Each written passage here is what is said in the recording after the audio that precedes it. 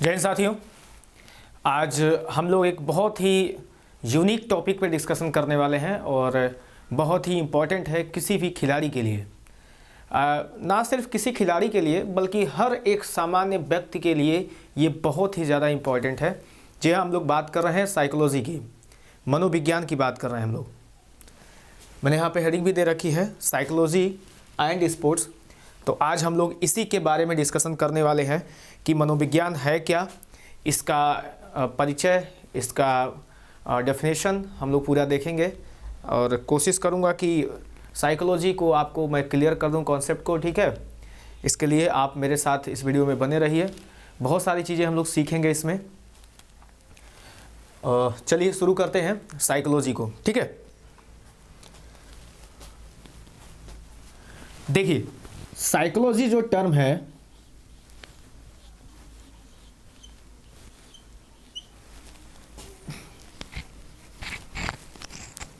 हिंदी में हम इसको मनोविज्ञान कहते हैं। मनोविज्ञान कहते हैं अर्थात मन का विज्ञान। ठीक है, हिंदी की बात करें। चलिए, साइकोलॉजी बेसिकली दो टर्म से मिलकर बना है। साइकोलॉजी बेसिकली दो टर्म से मिलकर बना है। ये कैसे टर्म है? ये ग्रीक लैंग्वेज के टर्म है भाई।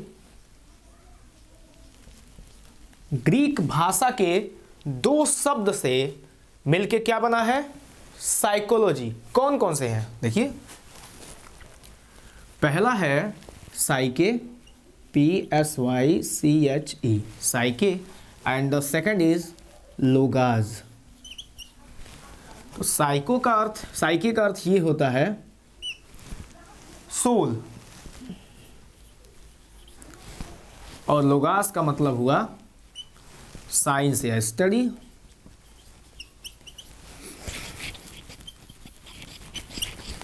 ओके, ध्यान दीजिए,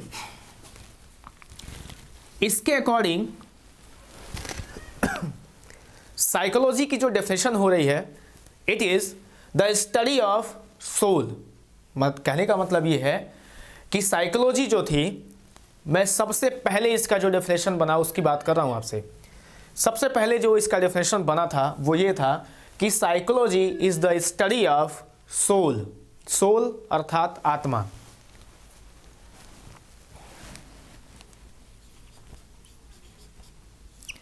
सोल अर्थात आत्मा। क्लियर है? यहां तक कोई दिक्कत नहीं है? चलिए आगे बढ़ते हैं। तो अगर ये डेफिनेशन ऐसे बना तो लिख लेते हैं।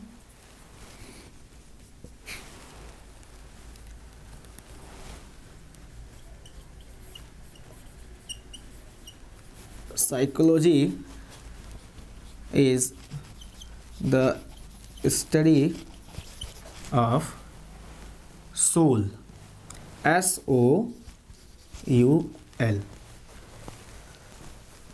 लेकिन ये काफ़ी समय तक रह नहीं पाया।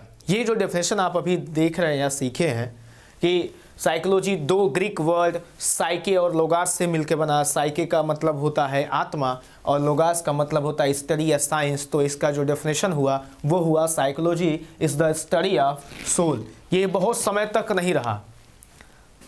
ये बहुत समय तक नहीं रहा क्योंकि लोगों ने ये तर्क दिया, बहुत सारे साइकोलॉजिस्ट ने ये तर्क दिया कि सोल का कोई फिजिकल आइडेंटिटी नहीं है।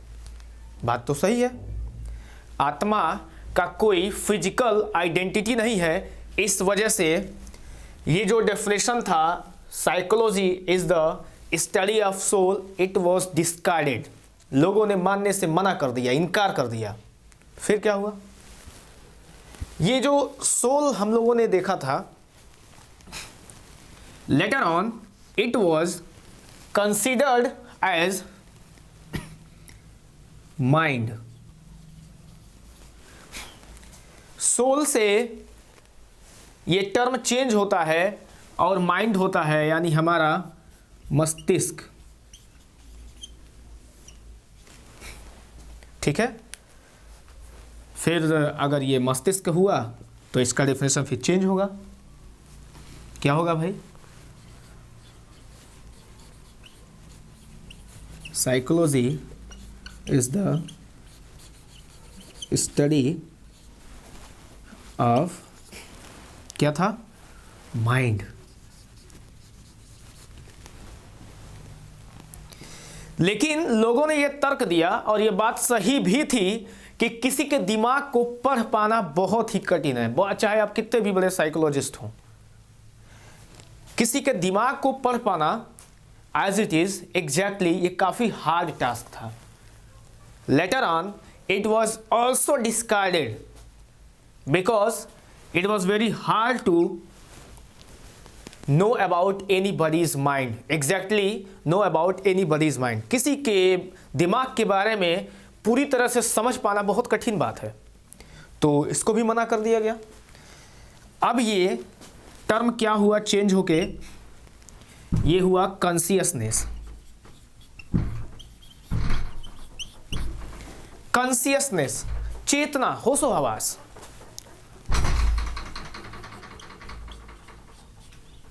चेतना, ओके। देखिए इस कालक्रम को कि क्या क्या चेंजेस आ रहे हैं इसमें। Psychology was first introduced as the study of soul. Later on, the term soul was discarded as the definition because there is no any physical identity of soul. आत्मा का कोई वास्तविक पहचान नहीं है, फिजिकल आइडेंटिटी नहीं है, इस वजह से उसको डिस्कार्ड कर दिया गया। बैठो ना, बहुत मारेंगे। बैठो चुपचाप, तो जाइए फिर, बैठ जाइए, देखना है तो देखिए। Okay, now it was discarded because there is no physical identity of soul. Later on it was considered as the study और साइंस ऑफ माइंड। मस्तिष्क के अध्ययन को क्या कहा गया, साइकोलॉजी यानी मनोविज्ञान कहा गया। ये कालक्रम भी चेंज हुआ, ये डेफिनेशन भी चेंज हुआ। क्या हुआ फिर, कॉन्शियसनेस। तो कॉन्शियसनेस अगर हुआ तो फिर इसकी डेफिनेशन क्या हो जाएगी, psychology is the study of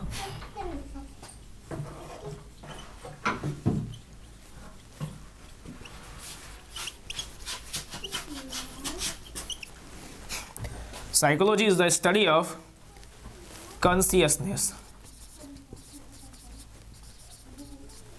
okay, किसी के कॉन्शियसनेस की स्टडी को क्या कहा गया, साइकोलॉजी का नाम दिया गया, मनोविज्ञान कहा गया। लेकिन यह भी पूरी तरह से साइकोलॉजी के एरिया को कवर नहीं कर पा रहा था, तो इसको भी लोगों ने कुछ समय बाद मानने से इनकार कर दिया, ये भी डिस्कार्ड हो गया।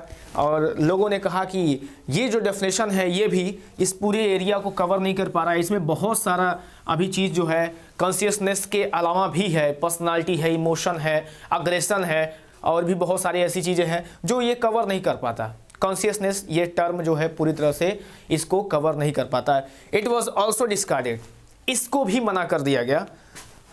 ध्यान देंगे, this is the changing trend of psychology, psychology and its definition, ठीक है। Later on it was discarded and considered as the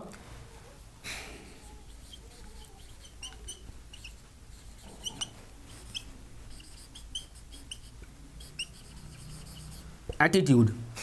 behaviour and attitude को क्या माना गया,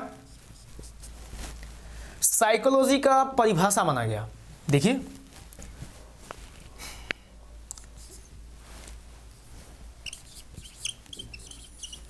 psychology is the study of one behaviour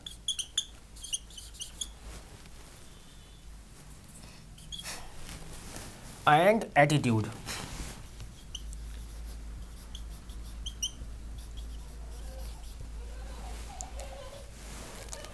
ये परिभाषा, ये डेफिनेशन आज तक चल रही है और ये सबसे ज़्यादा अप्रोप्रिएट था है, और होपफुली कि इसको ऐसे ही मान्यता मिलती रहेगी या इसको कोई डिस्कार्ड या कोई भी इसको मानने से इनकार नहीं करेगा। एक बार फिर से इसके कालक्रम को हमें देखने की आवश्यकता है ताकि ये हमारे दिमाग में अभी के अभी सेट हो जाए, अभी के अभी हमारे दिमाग में मेमोराइज हो जाए। आइए देखते हैं। साइकोलॉजी, मनोविज्ञान, ग्रीक भाषा के दो शब्दों से मिलकर बना है, साइके और लोगाज से। साइके का अर्थ होता है सोल अर्थात आत्मा। तो इसकी जो परिभाषा बनी साइकोलॉजी की, फर्स्टली सबसे पहले वो बनी, psychology is the study of soul. Psychology क्या है? स्टडी ऑफ सोल है, ठीक है। Later on it was discarded because there is no physical identity of soul. Then what is it? क्या हुआ फिर? ये mind, the term was change into mind. Then psychology is the study of mind. मस्तिष्क का अध्ययन करना क्या कहलाया? मनोविज्ञान कहलाया, ठीक है। आफ्टर सम टाइम लोगों ने यह तर्क दिया कि ये it is very hard to know about anybody's mind. किसी के दिमाग को पढ़ पाना बहुत कठिन है। सत्यता है इस बात में। तो लोगों ने मस्तिष्क वाले कॉन्सेप्ट को भी मानने से मना कर दिया, इनकार कर दिया, नकार दिया गया ये भी डेफिनेशन। तो आप कह सकते हैं कि ये डिस्कार्ड हो गया, माइंड वाला कॉन्सेप्ट भी डिस्कार्ड हो गया, ये भी डिस्कार्ड हो गया, ये सर्वमान्य है, चल रहा है, ठीक है।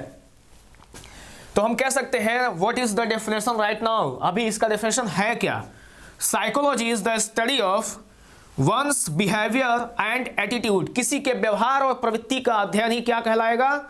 मनोविज्ञान कहलाएगा। किसी के व्यवहार और प्रवृत्ति का अध्ययन ही मनोविज्ञान कहलाएगा। It is clear? ओके। एक बहुत बड़े साइकोलॉजिस्ट थे, इनका नाम था वुडवर्थ।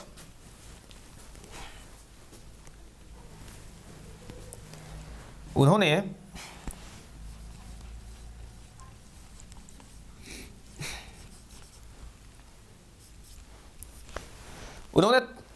एक कंक्लूजन निकाला इसका और कहा, first psychology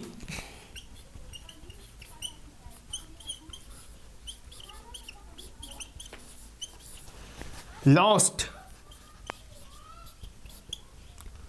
its soul, then it lost its mind. Okay, later on, बाद में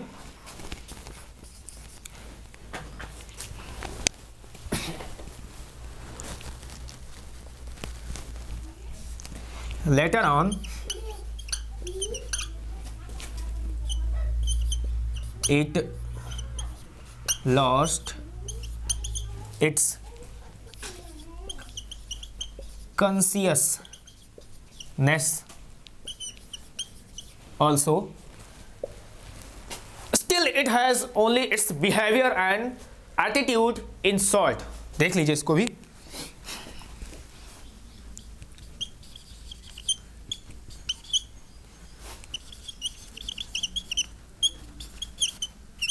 behavior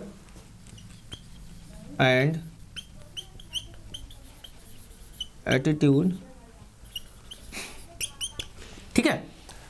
वुडवर्थ एक बहुत बड़े साइकोलॉजिस्ट थे। उन्होंने तर्क दिया, उन्होंने एक कंक्लूजन निकाला कि first psychology lost its soul, पहले अपनी आत्मा को खो दिया।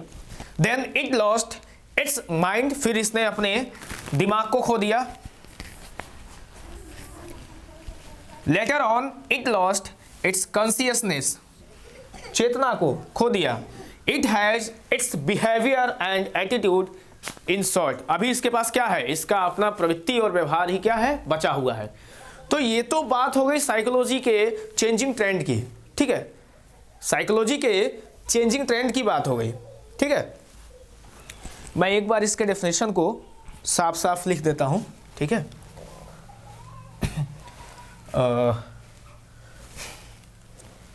साफ साफ तो लिखा ही है, ठीक है। एक्चुअली मैं आपको स्पोर्ट्स साइकोलॉजी का डेफिनेशन बताना चाह रहा था, ठीक है। चलिए यहाँ लिख देते हैं, sports PSYCH psychology.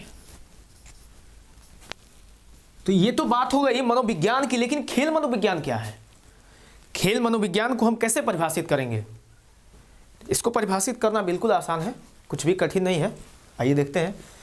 Sports psychology बहुत आसान है, देखते हैं इसको। Is the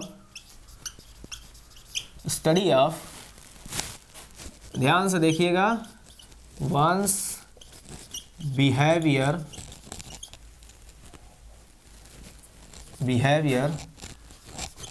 end attitude in sports. क्या किया है हमने? कुछ नहीं, सिर्फ एक टर्म जोड़ दिया, एक वर्ड जोड़ दिया है। ये डेफिनेशन वही था, psychology is the study of one's behaviour and attitude. सिर्फ इसमें हमने क्या किया है, इन स्पोर्ट को ऐड कर दिया है। याद करने की कोई ज़रूरत ही नहीं, ठीक है। हमने क्या करा है, हमने कहा कि मनोविज्ञान क्या है, तो मनोविज्ञान किसी के व्यवहार और प्रवृत्ति का अध्ययन करना ही मनोविज्ञान है। और हमने फिर आपको बताया कि खेल मनोविज्ञान क्या है, तो खेल मनोविज्ञान किसी के व्यवहार और प्रवृत्ति का अध्ययन खेल के क्षेत्र में करने को ही हम परिभाषित करेंगे, ठीक है। It is very simple and also very short. Sports psychology is the study of one's behaviour and attitude in sports. Okay, तो आई होप कि ये कॉन्सेप्ट आपको क्लियर हो गया होगा। एक और बात, ये बेसिक नॉलेज जो है साइकोलॉजी की, इसके बाद की वीडियोस में वो भी टर्म्स आएंगे, उसकी जानकारी सभी लोगों को होनी चाहिए, क्योंकि हमारे रूटीन में, हमारे डेली लाइफ में बहुत सारे ऐसे स्ट्रेस है, एंजाइटी है, डिप्रेशन है, इमोशंस है, जिनको ओवरकम करने के लिए साइकोलॉजी का बेसिक नॉलेज बहुत ही ज़्यादा हेल्पफुल है और यूज़फुल है, ठीक है। तो मेरा ये मानना है कि चाहे वो खिलाड़ी हो, चाहे वो स्टूडेंट हो, या चाहे वो एक कोई कॉमन पर्सन ही क्यों ना हो, उसको साइकोलॉजी की एक बेसिक सी नॉलेज ज़रूर होनी चाहिए। इवन हम सभी को इसके नॉलेज को गेन करना चाहिए। इसकी हेल्प से हम अपने लाइफ स्टाइल में हो रही बहुत सारी स्ट्रेस वाली चीज़ों को ओवरकम कर सकते हैं, अपनी प्रॉब्लम्स को सॉर्ट आउट कर सकते हैं, ठीक है। आई होप आपको साइकोलॉजी के डेफिनेशन, इसके चेंजिंग ट्रेंड से रिलेटेड ये वीडियो समझ में आई होगी और आप इससे काफ़ी ज़्यादा लाभ उठाएंगे, आप इसको सीखेंगे, समझेंगे। और इस वीडियो में बस इतना ही, मिलते हैं किसी और वीडियो में। इसके बाद वीडियो में हम लोग मिलेंगे पर्सनालिटी की कंपोनेंट्स टू आइडेंटिफाई पर्सनालिटी में, ठीक है, उसको हम लोग डिस्कशन करेंगे और पर्सनालिटी के जो जनरल डायमेंशंस हैं उनकी भी बात करेंगे हम लोग, ठीक है। तो अभी के लिए जय हिंद, स्वस्थ रहिए, मस्त रहिए, मुस्कुराते रहिए, योगा करते रहिए। जय हिंद।